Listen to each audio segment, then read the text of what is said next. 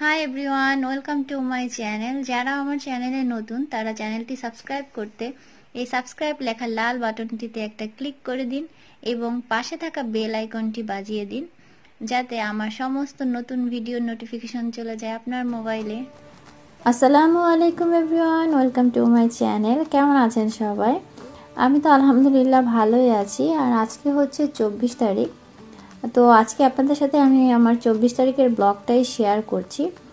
আর আজকের ব্লগে আমার মজার আমার পছন্দের কিছু খাবারের রেসিপি দেখতে পারবেন, যে খাবারগুলো আমার কাছে অনেক বেশি ভালো লাগে, মজা লাগে খেতে। তো এটা হচ্ছে দুপুরবেলা। তো এখানে ডাল দিয়ে আর হচ্ছে লাউ দিয়ে রান্না করছি। এটা আমার ফেভারিট একটা ডিশ বলা যায়। তো এটা রেসিপি আজকে শেয়ার করছি না। আজকে আপনাদের সাথে ভাবলাম ডিমের রেসিপিটা শেয়ার করব, যেভাবে আমি ডিমটা ভুনা করি, খেতে ভালো লাগে আর কি আমার, সেই রেসিপিটাই শেয়ার করছি। তো এখানে ডিমটা ভেজে নিচ্ছি হালকা লবণ দিয়ে, আর সামান্য একটু হলুদ দিয়েছি, এই জন্য হলুদটা তেমন দেখা যাচ্ছে না। তো ডিমটা ভেজে নিয়েছি। তো ডিমটা ভাজা হয়ে গেলে এই সেম ফ্রাই প্যানে আমি আলু ভেজে নিব। আমি আলু দিয়ে ডিমটা রান্না করব। তো আলু দিয়ে সেই আলুটাকে ভালো মতো একদম ভেজে নিব লাল করে।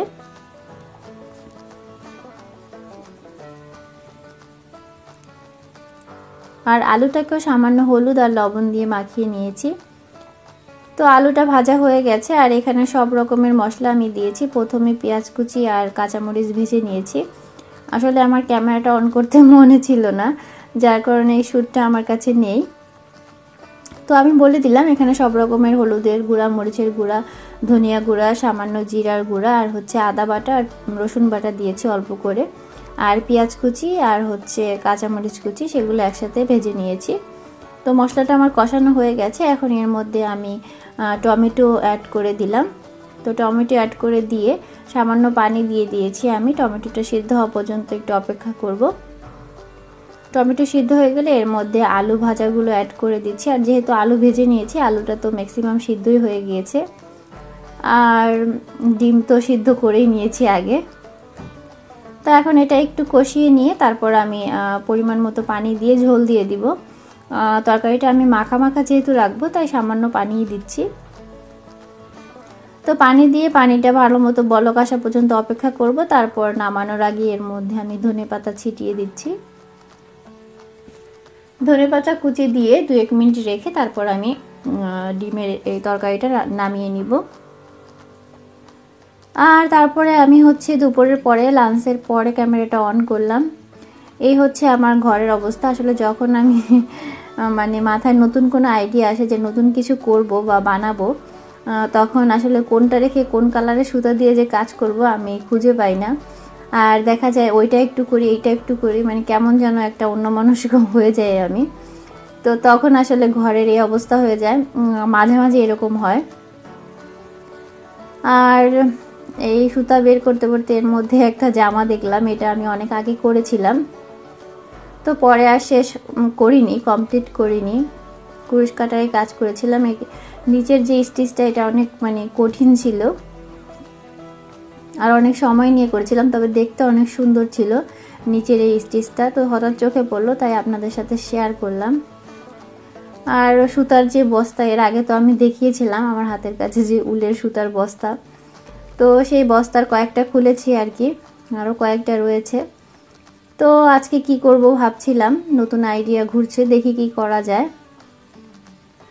আর এছাড়াও আমার চ্যানেলের জন্য নতুন ভিডিও করছি আমি হাতের কাজের জিনিসের। তো এই জন্য আর কি একটু চিন্তা ভাবনা করছি যে নতুন কীভাবে কি করা যায়।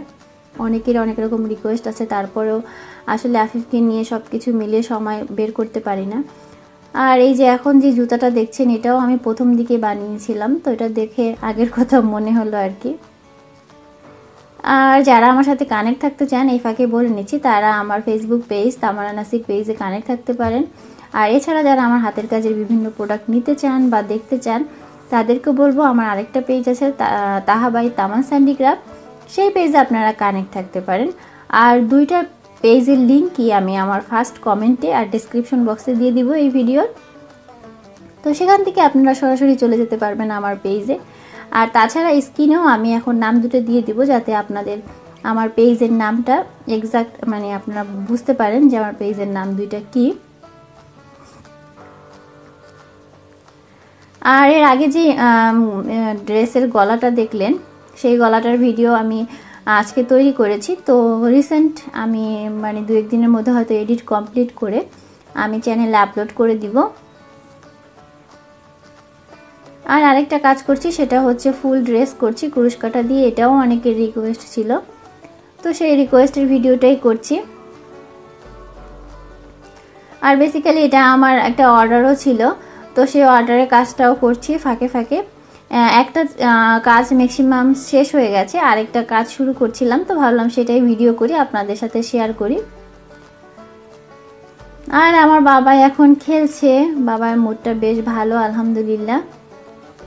তো সবাই বাবাইকে দেখতে চান, এই জন্যই বাবাইকে ব্লগে রাখা। আর তাছাড়াও বাবাইকে আরও বেশি বেশি দেখতে চাইলে, বাবার সব রকমের অ্যাক্টিভিটিস দেখতে চাইলে আমার বাবার চ্যানেল থেকে ঘুরে আসতে পারেন। বাবার চ্যানেলের নাম হচ্ছে স্মলেস্ট ইউটিউবার।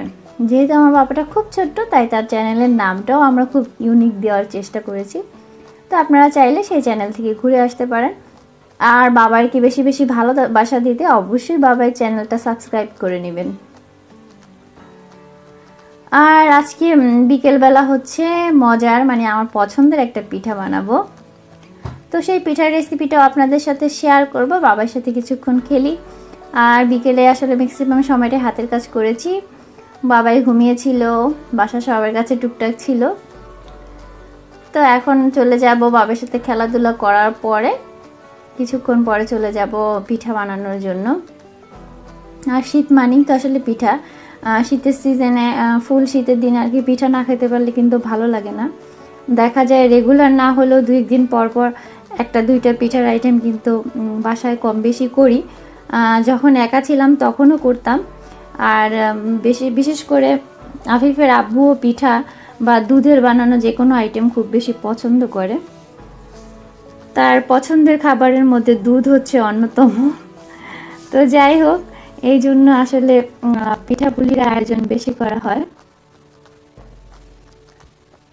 যারা চান যে আমি আমার ব্লগের মাধ্যমে আপনার বিশেষ দিন যেমন জন্মদিন বা বিবাহ বার্ষিকী এমন বিশেষ দিনগুলোকে আপনাকে আমি উইশ করি, বা আপনি চান যে আপনার কোনো প্রিয়জনকে আমার ব্লগের মাধ্যমে উইশ করবেন, তাহলে অবশ্যই সেই ডেটটি আমাকে কমেন্টে জানিয়ে দিবেন বা আমার পেজে ইনবক্স করে দিবেন। আমি ইনশাআল্লাহ সেই ডেটে তাকে উইশ করে দিব। তো এখন পিঠা বানানোর জন্য চলে আসলাম, আর চালের কাইটা করে নিয়েছি। আসলে চালের গুঁড়ি দিয়ে কাই করা এর আগে অনেকবার আমি চ্যানেলে দেখিয়েছি, তাই আর নতুন করে দেখালাম না। আর এছাড়াও কিন্তু বিভিন্ন পিঠাপুলির রেসিপি আমার চ্যানেলে আছে, আমি খুব র্যান্ডমলি খুব সহজভাবে ট্রাই করি, তো সেগুলোর অনেকগুলো ভিডিও আমার চ্যানেলে আছে, আপনারা চাইলে সেখান থেকে কিন্তু দেখে নিতে পারেন। আর কাই করার পরে অবশ্যই এরকম একটা সুতির কাপড় ভিজিয়ে নেবেন এবং সেই কাপড়টা দিয়ে কাইটাকে চারিদিক থেকে জড়িয়ে রাখবেন, কারণ এটা কিন্তু বাতাসে চারিদিকটা শক্ত হয়ে যায়, তখন কিন্তু যে কোনো পিঠাই চালের গুঁড়ি দিয়ে যেটা করেন সেটা ফেটে যাওয়ার সম্ভাবনা থাকে। তো এভাবে মুড়িয়ে নিলাম, আর এখন অল্প একটু নিয়ে তারপরে পিঠাটা বানাবো। এটা আসলে সেম সেমাই পিঠা যেভাবে বানায় ওইভাবেই বানাতে হয়। আর এক্সট্রা একটু চালের গুঁড়া নিয়ে নিয়েছি হাতে লাগানোর জন্য, যাতে হাতের তালুতে না লাগে। তো মানে খেতে সেম সেমাই পিঠার মতোই, বাট এটার প্রসেসটা একটু আলাদা। এটা আমাদের গ্রামের ভাষায় চেবলি পিঠা বলে, আর অনেকে এটাকে ছড়ি পিঠাও বলে। আসলে এক এক জায়গায় এক এক রকম নাম এটার, বাট এটা খেতে সেম পিড়িতে যে সেমাই পিঠা করা হয় সেম তার মতো, বাট এটার শেপটা একটু বড় বড় হয়, দেখতেই পাচ্ছেন। সেমাই পিঠা করতে কিন্তু সময় বেশি লাগে, বাট এটা তার থেকে অনেক অল্প সময়ে হয়ে যায়। আর খেতে তো সেমই, যেহেতু একই প্রসেসে করা হয়। তো দেখেন আমি অল্প করে নিচ্ছি আর হাতের তালুতে ঠিক ঘষে নিচ্ছি, দুই দিকের দুই মাথাটা একটু সরু করে ঘষে নিচ্ছি, আর তারপরে একটা চাপ দিয়ে দিলেই 2 হাতের তালু দিয়ে এটা কিন্তু একটা চ্যাপটা হয়ে সুন্দর একটা শেপ চলে আসে। বা পারফেক্ট এরকম শেপ আসতে হবে এমন কোনো কথা নেই, আপনারা যে কোনোভাবে শেপ দিয়ে করলেও কিন্তু এই পিঠার টেস্ট একই রকম থাকবে। তো শেপটা আসলে ইম্পর্টেন্ট না, এটা আসলে দেখা সৌন্দর্যের জন্য।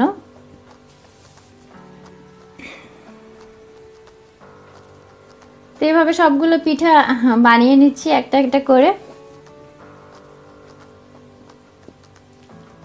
আর এখানে আসলে 3 কাপ পরিমাণ চালের গুঁড়ো আমি কাই করে নিয়েছি, তো বেশ ভালোই মানে মোটামুটি 1 কেজি থেকে একটু কম হবে চালের গুঁড়ো।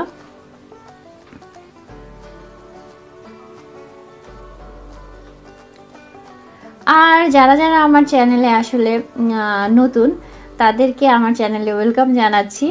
আর যারা রেগুলার আমার ব্লগ দেখেন, লাইক করেন, কমেন্ট করেন, তাদেরকে অনেক অনেক অনেক ধন্যবাদ, অনেক ভালোবাসা আমার পক্ষ থেকে, আমার পরিবারের পক্ষ থেকে।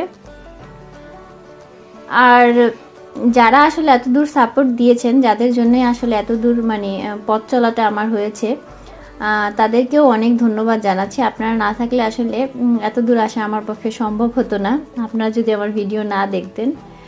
তো কথার ফাঁকে ফাঁকে কিন্তু দেখতেই পারলেন অনেকগুলো পিঠা আমি বানিয়ে ফেলেছি। আর পিঠার বানানোর ফাঁকে ফাঁকে এর উপরে কিন্তু সামান্য অল্প অল্প করে চালের গুঁড়ি এভাবে ছিটিয়ে দিতে হবে, না হলে কিন্তু পিঠা একটার গায়ে একটা লেগে যাবে। তো পিঠা অল্প অল্প করে বানাবেন আর শুকনো চালের গুঁড়ি এভাবে একটু ছিটিয়ে রাখবেন, সেক্ষেত্রে পিঠাটা একটার সাথে একটা লাগবে না।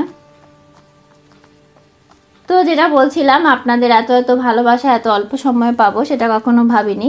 তা আপনাদের প্রতি সবসময় অনেক অনেক অনেক বেশি কৃতজ্ঞতা। আপনারা এভাবে আমাকে সাপোর্ট দিবেন, আমার জন্য দোয়া করবেন, আমার ফ্যামিলির জন্য দোয়া করবেন, যাতে এভাবে আপনাদের আরও সুন্দর সুন্দর ভিডিও উপহার দিতে পারি। তো এখন চুলায় পানি দিয়ে দিয়েছি, এবার ঢাকনা দিয়ে ঢেকে দিলাম, পানিটা বলক আসার জন্য অপেক্ষা করব। তো পানিটা বলক চলে এসেছে, এখন এর মধ্যে আমি গুড় দিয়ে দিচ্ছি, খেজুরের গুড়। এটা আমি আমার গ্রামের বাড়ি থেকে এনেছিলাম, আমাদের ওদিককার গুড় অনেক ভালো হয়। আমার গ্রামের বাড়ি মাদারীপুরে, কম বেশি রেগুলার ব্লগে আমি বলি, তারপরও আসলে অনেকের কমেন্ট থাকে তাই আবার বললাম। আর সামান্য লবণ দিলাম, আর দিয়ে দিয়েছি চিনি, কারণ সম্পূর্ণ গুঁড়ো দিয়ে করলে কালারটা একটু গাঢ় আসবে, তো আমি ওরকম কালারটা চাচ্ছি না, তাই ম্যাক্সিমামটা গুড় দিয়েছি আর অল্প কিছু চিনি দিয়েছি।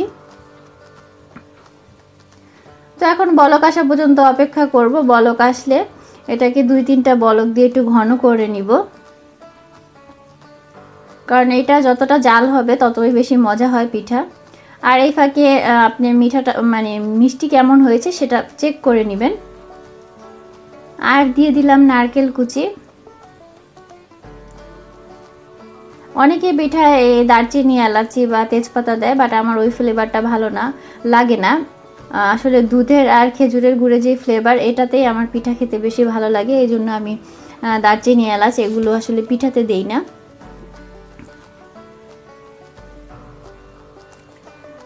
তো নারকেলটা আগে দিয়ে দিয়েছি, এটা আসলে সিদ্ধ হওয়ার একটা ব্যাপার আছে এই জন্য।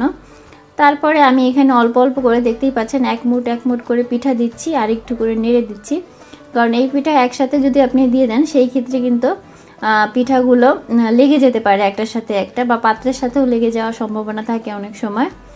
তো এই জিনিসটা আম্মুর কাছ থেকে শিখেছি, আম্মু এইভাবে বলেছে যে অল্প অল্প করে দিলে বেটার, একসাথে দিলে নাকি লেগে যায়। আম্মু একবার নাকি এরকম করেছিল, তো আম্মু ওই জিনিস প্রসেসটা শিখেছে নানুর কাছ থেকে। তো যাই হোক, এভাবে অল্প অল্প করে পিঠা দিচ্ছি আর নেড়ে দিচ্ছি।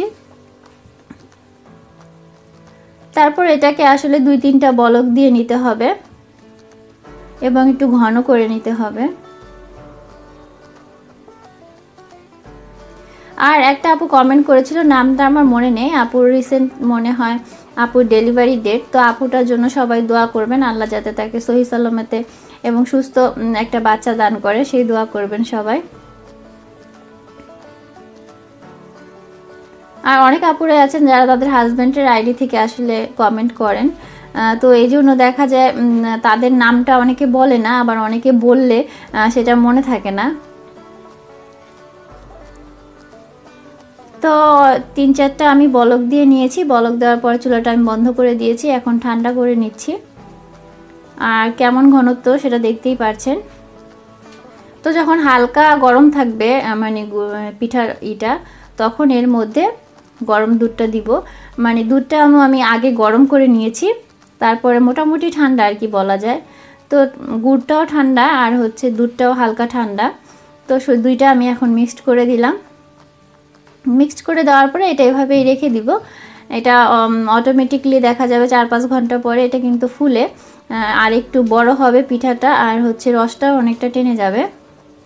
তো এখন আসলে একটু রস রস দেখা গেলেও এটা কিন্তু অনেকটাই শুকিয়ে আসবে, ঘন হয়ে যাবে। তো আমি এখন এভাবে নেড়ে তারপরে এটাকে রেখে দিব ঠান্ডা হওয়ার জন্য। আর ঢাকনা দিয়ে ঢেকে রাখছি না, এটা আমি উপরে একটা বড় জালি দিয়ে ঢেকে রাখবো যাতে বাতাসটা তাড়াতাড়ি বের হয়ে যায়। ঢাকনা দিয়ে রাখলে সেটা ঘেমে পানিটা ভিতরে পড়তে পারে, এতে কিন্তু পিঠাটা নষ্ট হয়ে যেতে পারে বা কি বলে দুধটাও ফেটে যাওয়ার সম্ভাবনা থাকে। তো এটা যাতে দ্রুত ঠান্ডা হয়ে যায় এর জন্য আমি উপরে একটা জালি দিয়ে দিব। তো ফাইনালি আমার পিঠাটা রেডি হয়ে গেছে, দেখতেই পাচ্ছেন কালারটা কিন্তু খুব ইয়াম্মি এবং খুব সুন্দর এসেছে। এবং খাওয়ার পরে যেহেতু ভয়েস ওভার দিচ্ছি তো পিঠাটা কিন্তু খুব মজা হয়েছে। রাতে অল্প খেয়েছি, তবে কালকে সকালে ইনশাল্লাহ এটা দিয়েই সকালের নাস্তা করব। তো আপনারাও বাসায় এভাবে ট্রাই করে দেখতে পারেন, অল্প সময় এই পিঠাটা হয়ে যায়। আর যারা সেমাই পিঠাটা বানাতে পারেন না, কষ্ট হয়, তাদের জন্য তো এটা আরো সহজ। নিচ্ছি নতুন কোনো ভিডিও নিয়ে খুব শীঘ্রই আমার চ্যানেলে হাজির হব। সেই পর্যন্ত সবাই ভালো থাকবেন, সুস্থ থাকবেন। আর ভিডিওটি ভালো লাগলে অবশ্যই লাইক, কমেন্ট, শেয়ার করবেন। আর আমার চ্যানেলের অন্যান্য যেসব হাতের কাজের ভিডিও আছে আশা করি সেগুলোও দেখবেন। আল্লাহ হাফেজ।